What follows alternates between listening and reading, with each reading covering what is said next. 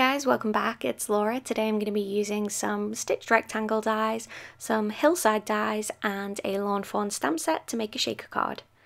So first off I'm going to take the largest and second largest dies and I'll just hold those together with a piece of post-it tape to make sure they don't move or shift as I run them through my die cut machine. And I'm going to go ahead and die cut this out of craft foam, and I'm actually going to do that twice out of the craft foam, and then I'm going to cut it again just using some plain paper, and this will give me the frame that I need for my die cut for my shaker card, and also the paper that I need to cover up the craft foam on the front of the shaker. Okay, so now I'm working on my card base and I'm just using the inside section from that die cut just to pencil where that frame will be. And I've just drew around that so I know exactly where the inside of my shaker card will be.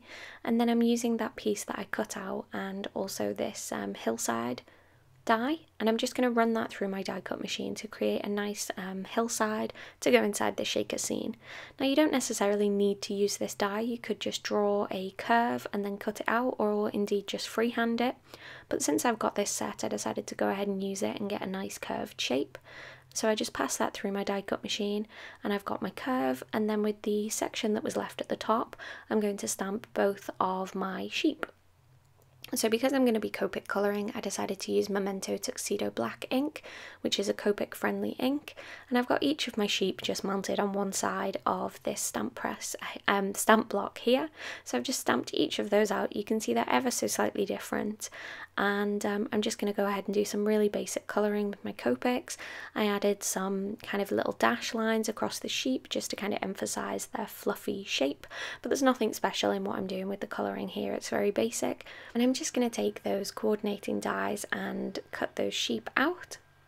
You could of course just fussy cut them if you don't have the matching dies. So now I've got two different colours of Distress Oxide. I've got Peacock Feathers that I'm going to use at the top of the card here, and then Salty Ocean for the bottom. And I'm just using my mini ink blending tool, I'm just dabbing that into the ink pad and then rubbing that over the surface of the card, and these inks blend really well. They're a slightly different formulation to the regular Distress inks, and they're so much easier to blend because they've got that kind of partial pigment quality to them. And yeah, they're just really quick and easy to blend, so if you ever have difficulty blending the Distress inks, then definitely give the Oxides a try. So I just used each of those colours and then kind of blended along the seam where they meet, and that is my background. And then the best part of making any inked background has to be when you peel away the tape. Ah, there it is! So once I've got all that tape peeled away, I'll go ahead and add some double-sided sticky tape onto my foam frames and just stick those down to the front of the card. And then once I've got that first one in place, I can just go ahead and layer the second one on top.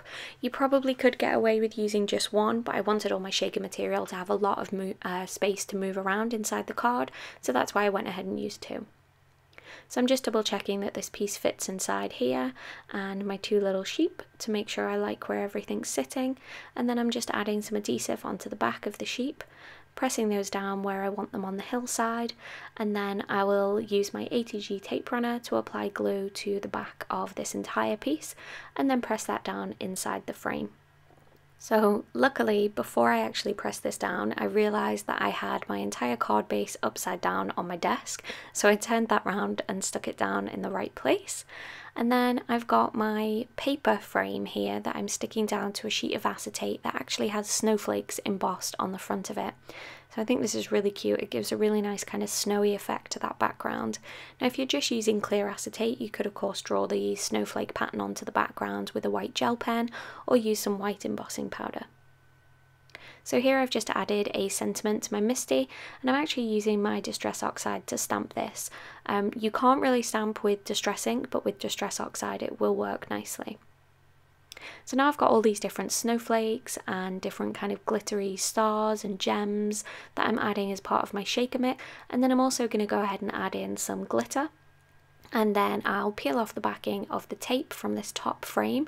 So this is the foam frames that I've built up to a double thickness layer. And then on top of that I'll press on my paper frame that's covered with the snowflake acetate, and this will seal everything up nicely inside of this shaker window. So I'm just being careful to line that up, and then I'll press that down and run my fingers around the edge to make sure it's pressed down nice and firmly, to make sure none of that glitter kind of falls out the side when I start shaking this round. So once I'm confident that all of that is pressed in place, the best part is to test it. So I'll go ahead and give that a shake and everything moves around really nicely. Okay, so that is it for today's card. A really nice shaker scene design inside of a foam shaker window. I hope you enjoyed this video. If you have, please let me know in the comments section below and give me a like. If you're not already subscribed, then go ahead and hit that subscribe button, and I hope to see you back here again soon. On screen right now are a couple more videos that I think you might enjoy, so if you haven't already seen those, then do go ahead and click on the thumbnails and that will take you straight through to each of the videos. You can also click on my logo to automatically subscribe to my channel so you never miss another video from me. That's all from me today. I hope to see you again soon. Bye for now.